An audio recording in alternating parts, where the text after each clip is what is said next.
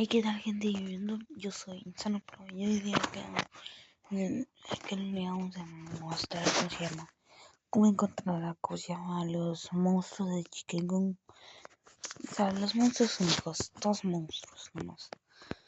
Bueno, eso no es de, ¿cómo se llama? De que tienes que encontrar, por ejemplo, los pitufos, otros monstruos, como los que tenemos ahí en la tienda, pero no son ninguno más.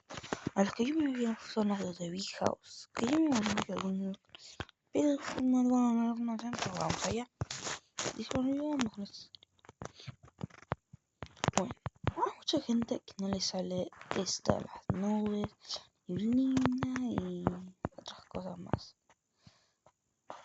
Entramos acá. Esto tampoco no le sale a la gente, ¿sí? Ya. Cuando entramos acá, parece que todo está normal, pero ¿qué es esto? ¿Ven? ¿Lo ven? Algo muy raro. Y acá es dos ojos. Porque esto es un monstruo, miren.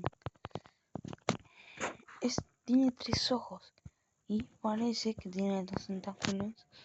También como este que tiene tentáculos. Y bueno, aquí también había otro que tenía tentáculos, pero acá no hay. Aquí había otro, no sé por qué lo agarraron.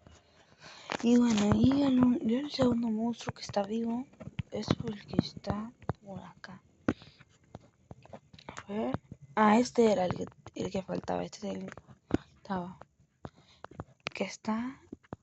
No, aquí no era, no era. Acá, mírenlo.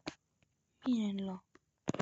Ya, me voy a transportar ahí. Uy, a ver, esperen. Es que. A ver, espérenme, que esto se me hace difícil. A ver si me da algo chiquito. No, mejor no.